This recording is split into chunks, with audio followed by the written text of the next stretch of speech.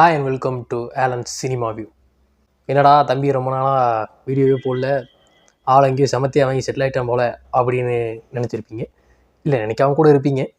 இருந்தாலும் என்னை பற்றி நினைத்த அந்த சில நல்ல உள்ளங்களுக்காக அது எதனாலனா, சில நாட்களாக கொஞ்சம் வேலைப்பளு அதிகமாகிடுச்சு. அதாவது வேலையில் பளு அதிகமாகிடுச்சு. ஐயோ, நம்ம மைண்டு வேறு அங்கேயே போகுதே. ஐயோ, நம்ம மைண்ட் அங்கே போகுதே.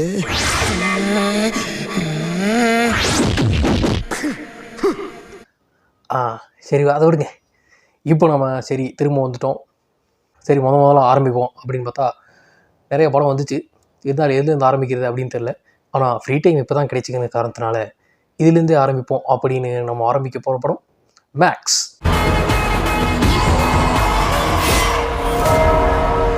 Now that you rubbed me wrong, I'll finish the game. Max, அதாவது இது ஒரு கன்னட படம். இதில் வந்து கிச்சா சுதீப்பா நடிச்சிருக்காரு. கிச்சா சுதீப்பா அவர் வந்து கர்நாடகாவில் வந்து பெரிய ஸ்டார். நம்ம ஊரில் வந்து பார்த்துக்கிட்டிங்கன்னா இந்த தெலுங்கில் நானி படம் எடுத்திருப்பாங்க, அதில் வில்லன் நடித்து அது வந்து நல்லா ஓடிச்சு. அது மூலமாக தெரியும் நினைக்கிறேன். நானியில் நடித்த சுதீப் அவர் தான் ஹீரோ. இதெல்லாம் யாரா உன்கிட்ட கேட்டா, யாரா நீ? இந்த படத்தை வந்து நம்ம ஊரில் இருக்க கலைப்புலி தானு அவர்கள் தான் வந்து ப்ரொடியூஸ் பண்ணியிருக்காரு. அவரும் சுதீப்பும் சேர்ந்து ப்ரொடியூஸ் பண்ணியிருக்காங்க. இந்த படத்தை பார்க்கும்போது நமக்கு என்ன ஃபீலிங் வந்துச்சு அப்படின்னு பார்த்தா, கைதி படத்தையே மறுபடியும் திருப்பி லைட்டாக பண்ணிட்டு நீங்கள் பார்த்துருக்காங்களோ அப்படிங்கிற மாதிரி ஒரு ஃபீலிங் தான் வந்துச்சு. அதுக்கப்புறம் பார்த்தா ஆர்டிஸ்ட்டுமே நிறைய பேர் வந்து தமிழ்நாடுங்க மாதிரி தான் இருந்தாங்களோ அப்படிங்கிற மாதிரி இருந்துச்சு. நிறைய பேரில் கொஞ்சம் பேர் இருந்தாங்க. அது பார்க்க அப்படி ஒரு ஃபீலிங் இருந்துச்சு. சரி, இந்த படத்தோட கதை என்ன அப்படின்னு வந்து பார்த்துக்கிட்டோம்னா, அதான் கைதின்னு சொல்லிட்டோம். அப்படின்னு என்ன, ஒரே நைட்டில் நடக்கிற கதை தான்.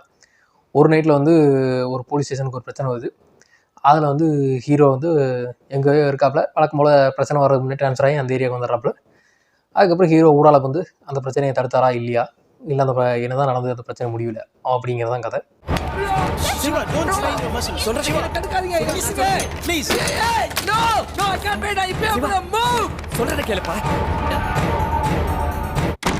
இதில் ஸ்டார்டிங் என்ன பண்ணுறாங்க அப்படின்னு பார்த்துக்கிட்டோம்னா, ஒரு போலீஸ் ஸ்டேஷன் காட்டுறாங்க.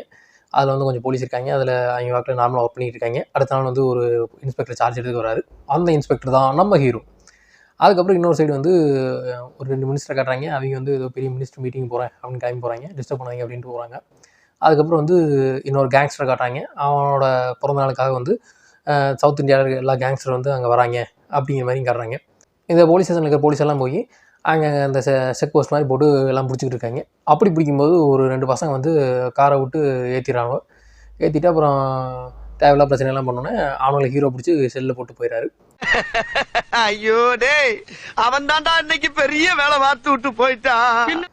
அதுக்கப்புறம் இந்த போலீஸ் ஸ்டேஷன்லேருந்து ஹீரோ கால் வருது. சீக்கிரம் உடனே வாங்க சார் அப்படின்னு. இன்னும் ஒரு சார்ஜ் எடுக்கவே இல்லை, அதுக்குள்ளே கால் வருது. அதுக்கப்புறம் என்னெல்லாம் நடந்தது அப்படின்னு ஹீரோ மட்டும் இல்லை, யாருமே எதிர்பார்க்காத ட்விஸ்ட் அண்ட் டர்ன்ஸ் தெரிஞ்சதான் இந்த மேக்ஸ். மேக்ஸ் அப்படின்னா என்ன அப்படின்னா, மேத்தமெட்டிக்ஸ் இல்லை, கிரிஞ்சுங்க. கிரிஞ்ச் ஆஃப் த இயர் உங்களுக்கு அவார்டே தரலாங்க. எவ்வளோங்கண்ணே, சூப்பர் கிரிஞ்சு. இந்த மாதிரி கிரிஞ்சு நான் பார்த்து தரலாங்க. ஆனால் டைம் இல்லை, நான் கிளம்புறேன். அதாவது வந்து ஏதோ அவர் பேர் வந்து அர்ஜுன், அதுக்கப்புறம் ஏதோ அக்ஷய திருதியா என்னமோ வந்துச்சு, அதை அலையாஸ் மேக்ஸ் அப்படின்னு வந்து வச்சுருக்காங்க. ஸோ அவர் வந்து ஒரு பெரிய வெங்காயம்.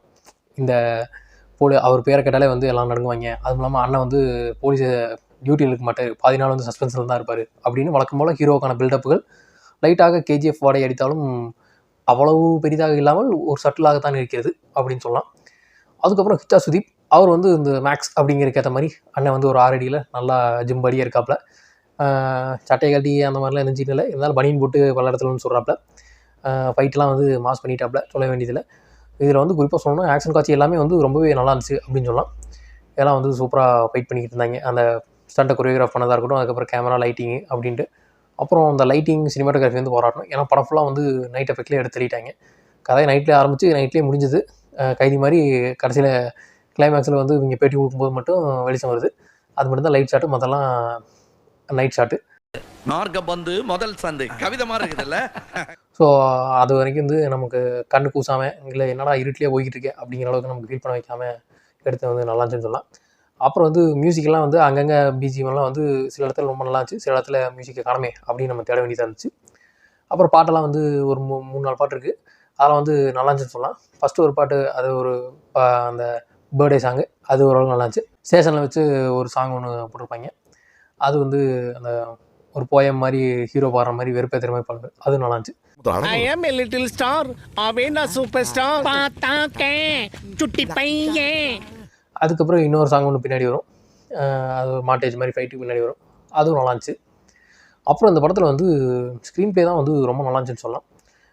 அதாவது இந்த சப்பையை ஆரம்பிக்கும், என்ன எல்லோரும் படத்துக்கு எடுக்கிறானுங்க, கதை எப்போ தான் ஆரம்பிப்பாங்க அப்படின்னு எல்லா பக்கம் எல்லாத்தையும் காட்டிக்கிட்டே இருக்கானுங்க, ஒரு ஃபயரே காணாமே அப்படிங்கிற மாதிரி இருக்கும். அந்த பசங்களை அரெஸ்ட் பண்ணதுக்கப்புறம் கதையில் வந்து இப்போ வாடுற ஃபயர் காட்டுறான்டா, இப்போ வாடுற ஆண்டி ஆண்டி பிடிங்கிருச்சு ஆண்டிங்கிற அளவுக்கு வந்து காட்டுன்னு காட்டிக்கிட்டு இருந்தாங்க.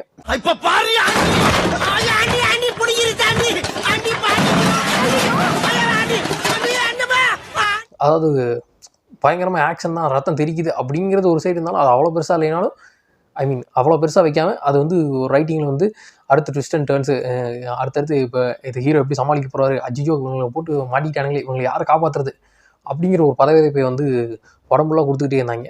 அது வந்து நல்லா இருந்துச்சு. ஆனாலும் ஒரு இடத்துல வந்து ஒரு ஒன் மேன் ஷோவாக போகுதோ அப்படிங்கிற மாதிரி இருந்துச்சு. பட் ஒரு ஸ்டார் படம்னா ஒன் மேன் ஷோவாக தான் இருக்கும். நம்ம ஊரில் மட்டும் எல்லாம் அஜித் வச்சு நடித்தா ஒன் மேன் ஷோ தான் பார்க்குறோம். அந்த மாதிரி தான் தெரியும். எதாவது நடந்ததுன்னா ஹீரோ தான் வந்து காப்பாற்றுவார்.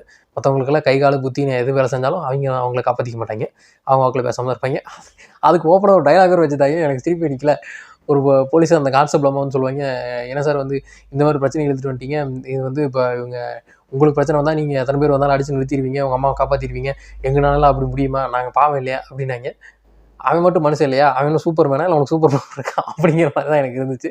சரி, அது வந்து நடக்கிறதா, ஆனால் அது இவ்வளோ ஓப்பனாக டைலாகாக சொல்லணுமா அப்படிங்கிற மாதிரி தான் இருந்துச்சு. இருந்தாலும் எனக்கு சீப்பே தாங்கல இந்த சீனில். அந்த மாதிரி சில காமெடிகள் இருக்க தான் செய்யுது. அதுபோக காமெடிகளும் அங்கங்கே வந்து ஒரு ஒன்லைனர்ஸாக வந்து நல்லா ஒர்க்காயின்னு சொல்லலாம். அப்புறம் டைலாகெல்லாம் நிறைய இடத்த நல்லா இருந்துச்சுன்னு சொல்லலாம். நான் வந்து இது கன்னடத்துலாம் சப்டைட்டிலோடு பார்த்தேன். அதுவே வந்து டைலாகாக நல்லா தான் இருந்துச்சு. இது தமிழ் டப்பிங்லேயும் இருக்குது. நீங்கள் தமிழ் டப்பிங்லேயும் பாருங்கள். அது வந்து நிறைய இடத்துல அவங்க அம்மா ஒரு தடவை பேசுவாங்க, ஒரு பில்டப்புக்காக வந்து ஒரு போலீஸ் ஸ்டேஷனில் ஒரு போலீஸ்காரனை காப்பாற்றலை அப்படின்னு சொல்லி ஃபீல் பண்ணிட்டு இருப்பாங்க ஒரு ஃபேமிலி. அப்போ வந்து நீ உனக்கு கவலைப்படாதம்மா, என் மகன் வந்து 1000 யானையை கொண்ட ஒரு ஆர்மியாக வந்தாலும் அதை ஏற்று நிற்கிற சிங்கம்பா அப்படின்னாங்க. நாட்டாம தம்பி 40 யானை வந்தாலும் எதிர்த்து நிற்கிற சிங்கம்டா, 4 பேரை பார்த்து பயப்பட கோலை இல்லை. அது வந்து அந்த சீனில் வந்து ரொம்ப மாசாக இருந்துச்சு. அதுக்கப்புறம் வந்து இன்னொரு டைலாக் ஹீரோ பேசுவார் இன்ட்ரோ பிளாக் முன்னாடி. எல்லாருமே தளபதி மாதிரி புத்திசாலியாக இருந்துட்டா எந்த போருமே வந்து சுவாரஸ்யமாக இருக்காது அப்படிங்கிற மாதிரி ஒரு டைலாக் இருக்கும். அதனால் என்ன நடந்தாலும் அதை சமாளிக்கிறது தான் ஒரு தளபதியோட வேலை, கமாண்டரோட வேலை அப்படிங்கிற மாதிரி பேசுவார்.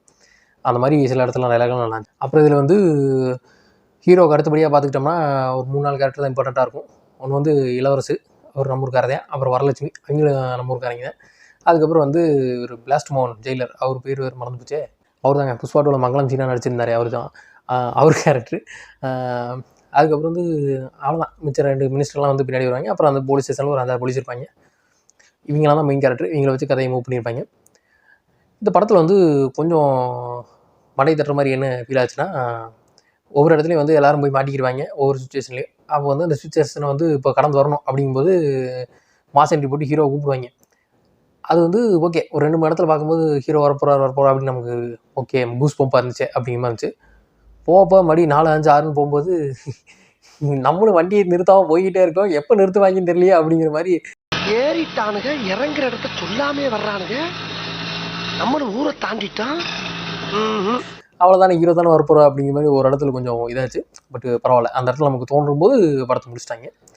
அதுக்கப்புறம் வந்து கிளைமேக்ஸ் ஃபைட்டெல்லாம் வந்து நல்லா பண்ணியிருந்தாங்க. இந்த படம் வந்து நீங்கள் தியேட்டர் போய் பார்க்கனாலும் பார்க்கலாம், அது உங்கள் இஷ்டம். பட் வந்து ஒரு ஒர்த்தான வாட்ச் அப்படின்னு சொல்லலாம். அந்தளவுக்கு வந்து படத்தில் ஸ்க்ரீன் ப்ளே ஆகட்டும், ஆக்டிங்காக இருக்கட்டும், டெக்னிக்கல் விஷயங்கள்லாம் கொஞ்சம் நல்லா பண்ணியிருந்தாங்க அப்படின்னு தான் சொல்லணும். இந்த படத்துக்கு என்னோடய ரேட்டிங் வந்து 7/10. இந்த வீடியோ பிடிச்சிருந்தா லைக் பண்ணுங்கள், ஷேர் பண்ணுங்கள், கமெண்ட் பண்ணுங்கள், சப்ஸ்கிரைப் பண்ணுங்கள். மறக்காமல் கீழே இருக்கிற பெல் பட்டனை தட்டி விட்டுடுங்க. தேங்க்ஸ் ஃபார் வாட்சிங்.